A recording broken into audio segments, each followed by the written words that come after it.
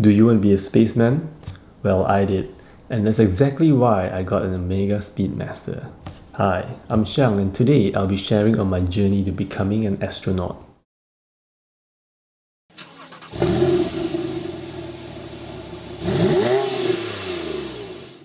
Having gotten my graduation watch, I was on a crossroad whether to go for a Rolex collection or a diverse watch collection.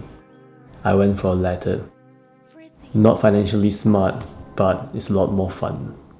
For my second watch, the Speedmaster was a strong contender as it is the watch to have in every collection, for it being the Moon watch. The first place I looked was the Speedmaster Professional, measuring at 54mm at its extremities, with a thickness of 14.5mm. That was simply too large for my 15cm wrist. I then swayed towards the 45th anniversary given it will wear smaller being on a strap, but sadly, that was still too large. So I asked for the smaller Speedmaster that Omega makes, then the FOIS was pulled out from display cabinet. That was the first time coming across this model as it is often buried under the Professional, the 57 and limited editions. The FOIS was released in 2012 as a numbered, not limited edition. Straight lugs, 39.7mm case without crown guards pay tribute to the watch from 1962. Like many vintage Omega Speedmasters, this watch also features a step dial and alpha hands filled with strong luminescent material. Taking its dimensions and weight of 79 grams into account, most wrists can get through an entire day of wearing with little to no annoyance. A chronograph watch can look busy, yet the design of this watch is just so well put together.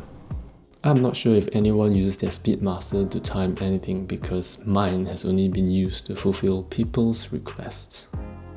This FOIS is now nearly 10 years old and is running plus 13 seconds a day.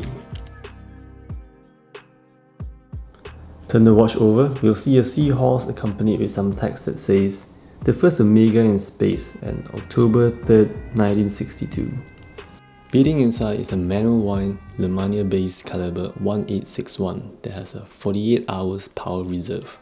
To wind this watch, there is no need to pull out the crown, which is convenient, and doing so has an industrial feel which is fitting to its tool watch identity. Even without a screw down crown, the FOIS has a water resistance of 50 meters. This Speedmaster is a stunning looking watch. It is a superstar among my friends, and when it comes to the internet, it is my most well loved in my entire collection. I would say the team at Omega did an excellent job at mixing and matching parts to not make the FOIS look exactly like the watch it pays tribute to.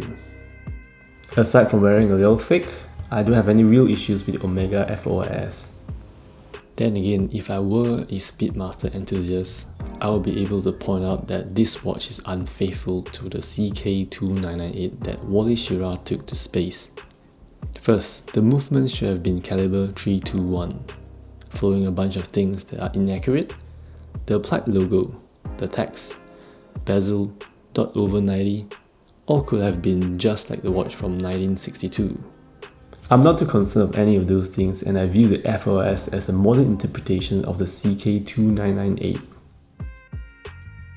After an 8 years run and about 15,000 pieces being produced, the FOIS was discontinued in 2020.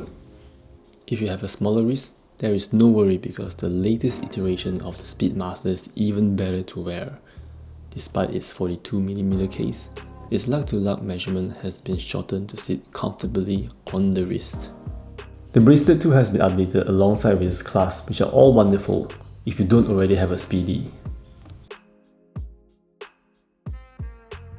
For that I'll never become an astronaut, having an Omega Speedmaster will do for me.